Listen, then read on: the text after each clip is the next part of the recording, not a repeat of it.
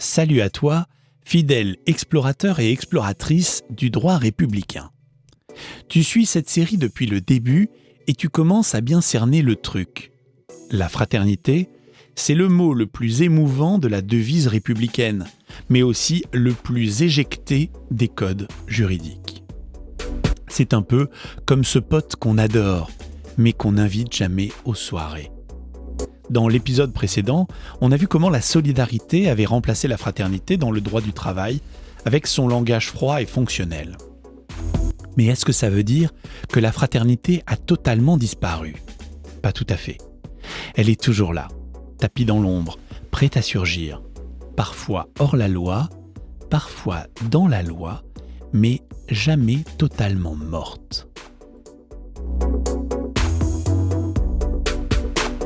Bienvenue dans Fraternité et droit du travail, le podcast qui explore le lien entre droit, société et lien social. Une série librement inspirée des travaux du juriste Alain Supiot.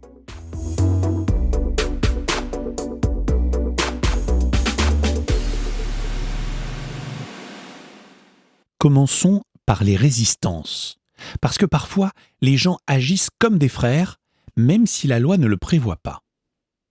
Exemple typique, la grève de solidarité. Tu fais grève, pas pour toi, mais pour soutenir d'autres salariés. Un peu comme dire « ton combat est le mien ». Mais attention, d'un point de vue juridique, c'est suspect. La jurisprudence dit « tu veux faire grève ? Ok, mais il faut que tu aies un intérêt collectif direct. Sinon, c'est pas une grève, c'est de la fraternité. Et ça, c'est hors des clous. » Pareil pour certaines grèves politiques ou certaines coordinations de grévistes.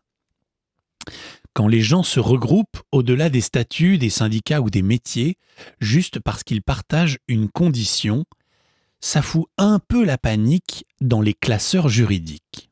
Parce que là, ce n'est plus une solidarité contractuelle, c'est une fraternité de métier, une fraternité de révolte, une fraternité de terrain.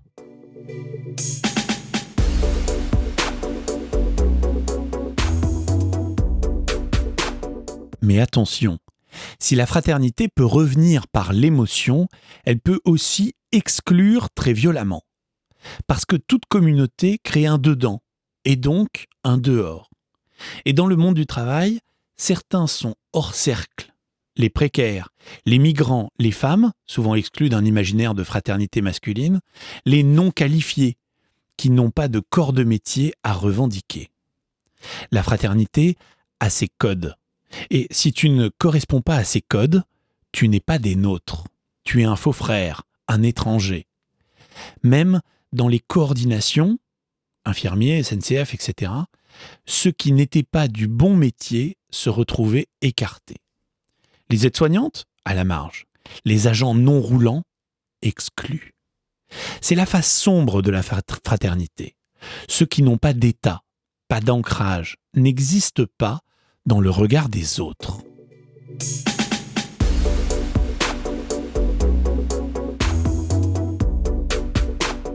Mais maintenant, retournons la question. Et si la fraternité ressurgissait à travers le droit lui-même, par des effets non prévus ? Alain Supiot parle ici d'incidence affective, ce moment où une qualification juridique crée un sentiment d'appartenance. Par exemple, tu signes ton premier CDI. Tu es reconnu, intégré, protégé. Tu fais partie des vrais travailleurs. C'est pas juste un contrat, c'est une identité professionnelle. Et tous ceux qui partagent ce statut ressentent un lien invisible, un esprit de corps, une fraternité de fait. Comme les anciens compagnons avaient leur état, les travailleurs en CDI aujourd'hui ont leur place dans l'ordre social. Mais à l'inverse, les précaires, les intérimaires, les insérés en contrat court ou expérimental, ils n'ont pas cet état.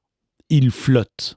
Et ça, juridiquement, ça veut dire pas de fraternité ressentie, pas d'intégration sociale forte, pas de communauté stable.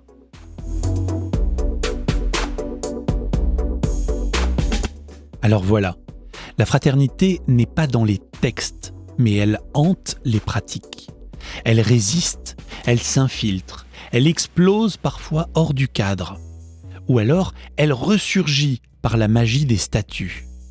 Et si on regarde bien, elle nous dit quelque chose d'essentiel. Le droit ne suffit pas à faire société. Il faut aussi des liens affectifs, de la reconnaissance, des rituels, un sentiment d'appartenance. Dans le prochain épisode, on fera le bilan philosophique. Fraternité, droit et société, un enjeu d'avenir, et on se posera la grande question. Peut-on penser un droit plus humain, plus fraternel, sans sombrer dans la nostalgie ?